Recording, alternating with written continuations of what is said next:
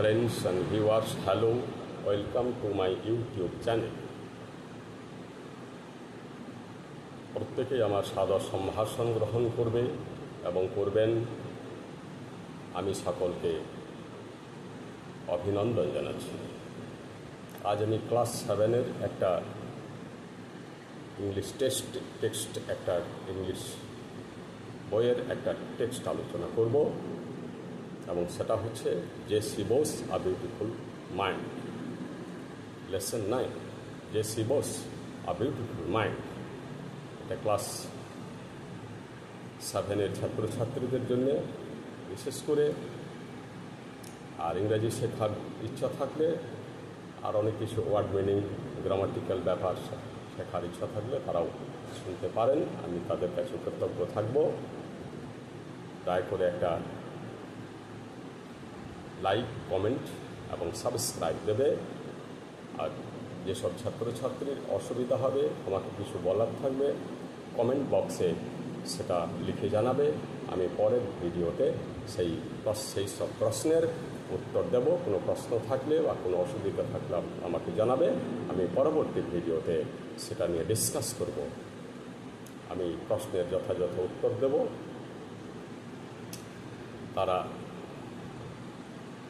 আমি তাদের নাম ধরে ধরে উত্তর দিয়ে দেবো। যে যা প্রশ্ন করছে তার উত্তর দেব। এখন শুরু করছি। Lesson 9, JC Bose a beautiful mind. J C Bose means Jagadish Chandra Bose, a great scientist of Bengal and a great scientist of India, and also he is famous all over the world. তিনি গোটা বিশ্বই বিজ্ঞানী হিসাবে প্রতিষ্ঠিত। তোমরা জানো, আজ এখানে বিশেষ করে তার সম্পর্কে এই লেসনটাতে ডিসকাস করা হচ্ছে। এটাকে বলা হয় বায়োগ্রাফি। বায়োগ্রাফি মানে জীবনী অর্থাৎ জীবন সম্পর্কে আলোচনা। কারো জীবন নিয়ে যদি কিছু লেখা হয় সেটাকে বলা হয় জীবনী, ইংরেজিতে বলে বায়োগ্রাফি। আর লেখক যদি নিজের জীবন নিয়ে নিজেই আলোচনা করেন সেটাকে বলা হয় অটোবায়োগ্রাফি। অটোবায়োগ্রাফি মানে লেখক নিজের জীবন নিজেই আলোচনা করছেন। বায়োগ্রাফি মানে যখন অন্য কোনো ব্যক্তি তার নিয়ে আলোচনা করছে, এটা একটা বায়োগ্রাফি। এখানে অন্য কোনো জেসি বোসের ভক্ত এবং লেখক তিনি জেসি বোস সম্পর্কে আলোকপাত করছেন। তার পারিবারিক ব্যাপার, তার শৈশবের জীবন, সে কেমন ছাত্র হিসাবে ছিল, সে কী কাজ করেছিল, এইসব নিয়ে আলোচনা করা হচ্ছে এখানে। মন দিয়ে শুনবে। আমি ওয়ার্ড মিনিংগুলো একে একে বলে দেবো, তোমরা লিখে নেবে, খাতা কলম নিয়ে বসবে এবং আমি ধীরে ধীরে বলবো ব্যাপারটা এবং ক্রমে ক্রমে আলোচনা করব। আজ কমপ্লিট হবে না, ক্রমে ক্রমে চলবে। অতএব পরের ভিডিওর জন্য অপেক্ষা করে থাকবে। Let's start. A biography is the life story of someone usually eminent. একটা বায়োগ্রাফি হলো লাইফ স্টোরি মানে জীবনের গল্প। অফ সামওয়ান, কোনো ব্যক্তির জীবনের গল্পকে বলা হয় biography.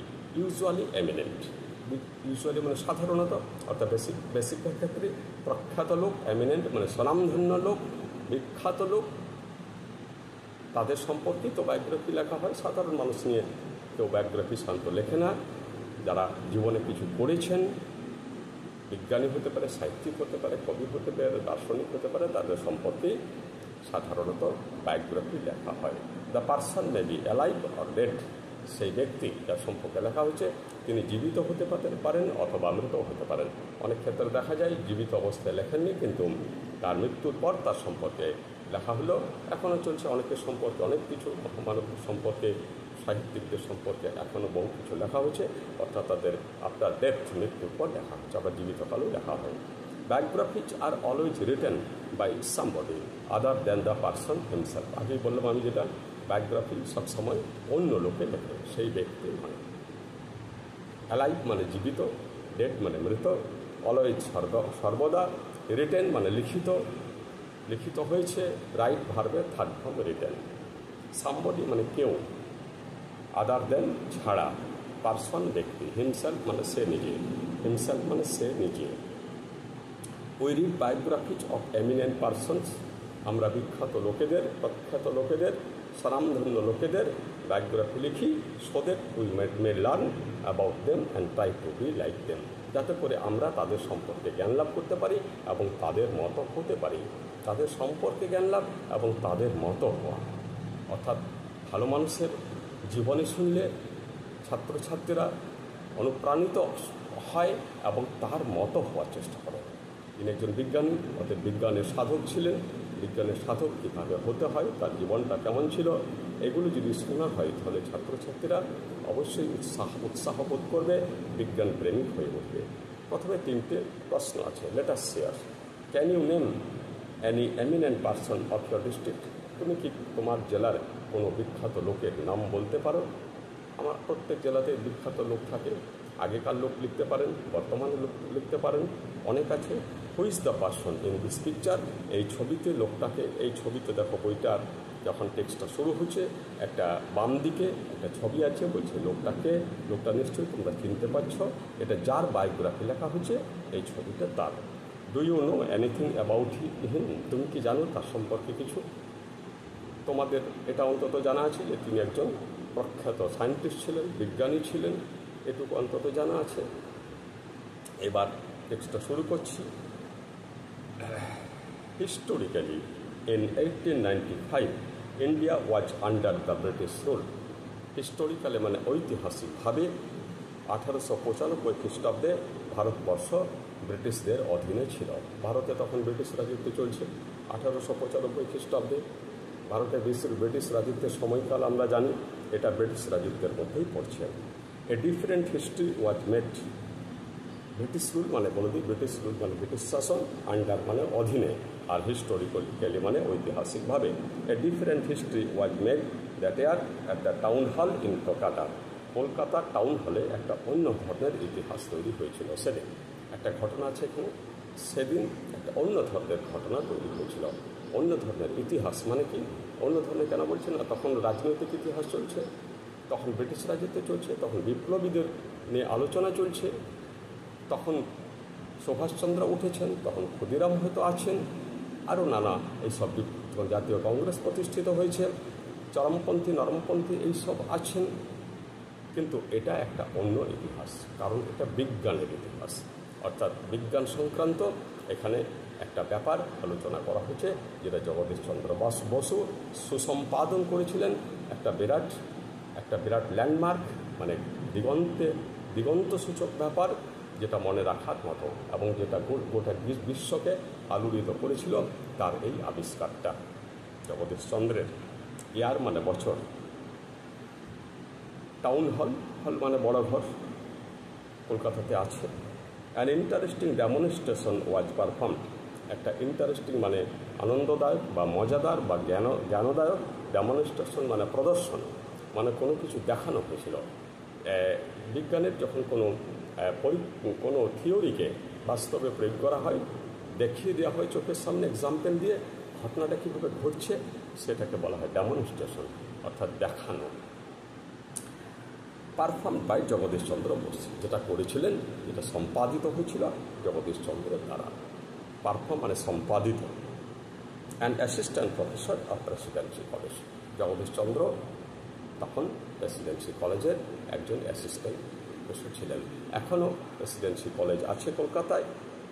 Everyone was overawed when the electromagnetic waves travel from the lecture hall to a third room about 75 meters away.